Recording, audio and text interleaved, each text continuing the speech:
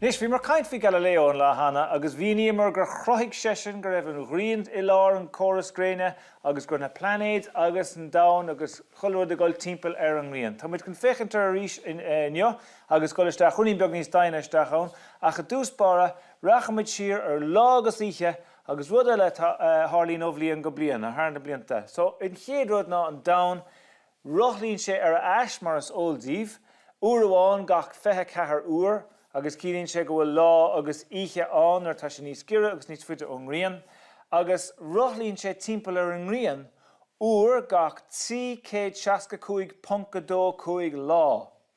Nis, tá an 5 sin tábhachtach. Ná rinne mar sa bhata cúpa seachtainna hen, náid 5 is sé 1 ceathrú. So gach 365 agus 1 ceathrú lá téann an grian timpeall ar téann an dain timpeall ar an rian. Chun an 5 sin a bhaint, gach ceithre bliana chuirtar lá breise sa bhliain. Mí feabhar a bhíon an néol á feithe a bhí feabhar is lá breise sa bhliain is blian bhisigh a bhíon an sin. An cúsa sin ná an 9.2 sin. An méid ama thugann sé ar an rian ar an dain dal timpeall ar an rian. Nis, tá muid chun féchantar na séasúr inneo, cén chuí in intar na séasúr, chruithítar na séasúr. Well, mar is óldúing, tá an dain ag rothlú timpeall ar an rian, ag fichasú timpeall ar an rian, agus tá sé ag dul sa bhealach túthal. So in náid an chluig mar tá arólas aine. Nis, tá cúpla téarma antábhachtach le bheith arólas a gínar tá muid a caint faoi an rian agus na séasúr. An polthua, an áit a bhíon staidín in an lug, sin antábhachtach an sin. An lasféir thua, be muid a caint faoi sin ar bálín, tá sé sin tábhachtach mar go mbíonn sé sin níos gcuir den rian ag amháin sa bhliain agus bíonn an lasféir theas níos gcuir den bhliain ag am eile sa bhliain.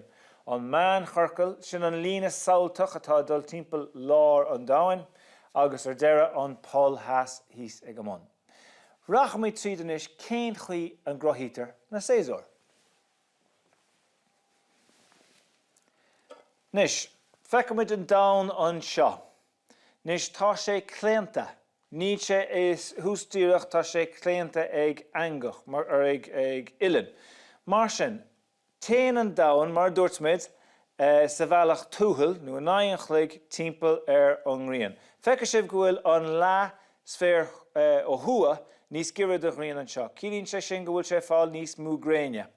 Sin é mí meitheamh sa lá sféir thua. Téann sé timpeall na gréine agus cuiníonn sé an ilen céine agus an sin bíonn an lá sféir theas níos gire don rian. Mar sin, nuair tá an lá sféir thua níos gire don rian, sin é mí meitheamh an seo sa lá sféir thua. Nuair hagann sé chomh fada le seo, tá sé fáil níos lú gréine, tá an lá sféir thua fáil níos lú gréine, cílíonn sé sin go bhfuil an séasúr ag athrú. Mar sin tá muid sa fómhar anois, leanana muid a roig, agus tá an lá sféir theas níos gire don rian, mar sin tá sé sa dhíre sa lá sféir thua agus an saoire atá ann san astráil.